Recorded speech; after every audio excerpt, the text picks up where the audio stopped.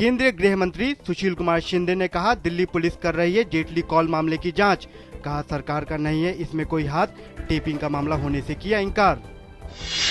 Phone tapping मुद्दे पर राज्यसभा में बोलते हुए भाजपा नेता रविशंकर प्रसाद ने कहा कि इस बात की सच्चाई सामने आनी चाहिए कि क्या इस मामले में कोई सरकारी व्यक्ति भी शामिल था या नहीं।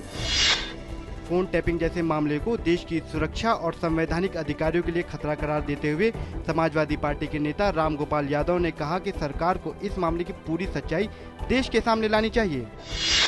महाराष्ट्र के भंडारा में 3 नाबालिग लड़कियों के साथ बलात्कार और हत्या मामले में मानवाधिकार आयोग की टीम सौंपेगी मुख्यमंत्री को अपनी रिपोर्ट। केंद्रीय गृह मंत्री ने कहा, मामले में दोषी पुलिसकर्मियों के खिलाफ की गई है कार्रवाई। गृह मामलों के संसदीय समिति के अध्यक्ष वेंकैया नायडू ने कहा कि बलात्कार के जघन्यतम मामलों में ही फांसी की सजा होनी चाहिए। उन्होंने कहा कि समिति भी सरकार के इस रुख पर सहमत है। भाजपा नेता स्मृति ईरानी ने कहा कि महिलाओं और बच्चियों के साथ लगातार बलात्कार की घटनाएं गंभीर चिंता का विषय हैं। उन्होंने कहा कि सरकार ने भंडारा मामले में पर्याप्त कार्रवाई नहीं की है। दिल्ली में बीजेपी राष्ट्रीय कार्यकारिणी की बैठक में 2014 के आम चुनाव की रणनीति पर होगी चर्चा। राजनाथ सिंह के पार्टी अध्यक्ष बनने के बाद पहली कार्यकारिणी बैठक। मेघालय में कांग्रेस नेता मुकुल सांगमा कर सकते हैं सरकार गठन का दावा। माणिक सरकार भारी बहुमत के साथ 5वीं बार बनेंगे त्रिपुरा के मुख्यमंत्री। तो नागालैंड में नेफ्यू रियो की अगुवाई में एनपीएफ गठबंधन की सत्ता में हैट्रिक। राष्ट्रपति प्रणब मुखर्जी की 3 से 5 मार्च के बीच प्रस्तावित बांग्लादेश यात्रा पर दोनों देशों के बीच द्विपक्षीय महत्व के मुद्दे पर बातचीत होगी।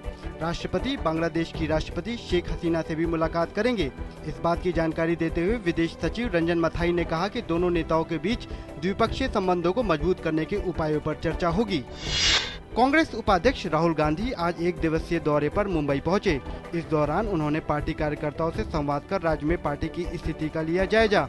कांग्रेस उपाध्यक्ष बनने के बाद राहुल गांधी की यह पहली मुंबई यात्रा है। अंतर्राष्ट्रीय रेटिंग एजेंसियों स्टैंडर्ड एंड पुअर और फिच ने कहा है कि बजट का प्रभाव भारत की समग्र रेटिंग पर नहीं पड़ेगा, लेकिन एजेंसियों ने आगाह किया है कि नीति निष्पादन और सब्सिडी पर नियंत्रण वर्ष के दौरान मुख्य जोखिम के तौर पर सामने आ सकते हैं। शेयर बाजार में देखा गया सुधार का रुख। सेंसेक्स 57 अंकों की बढ़त के साथ 18,918.52 अंकों पर हुआ बंद। वहीं नेशनल स्टॉक एक्सचेंज का निफ्टी भी 27 अंकों के उछाल के साथ 5,720 अंक पर हुआ बंद। भारत ऑस्ट्रेलिया के बीच दूसरा टेस्ट मैच हैदराबाद में कल से। सुरक्षा के पुख्ता इंतजाम। 4 टेस्ट मैचों की सीरीज में भारत पहला मैच जीतकर 1-0 से आगे।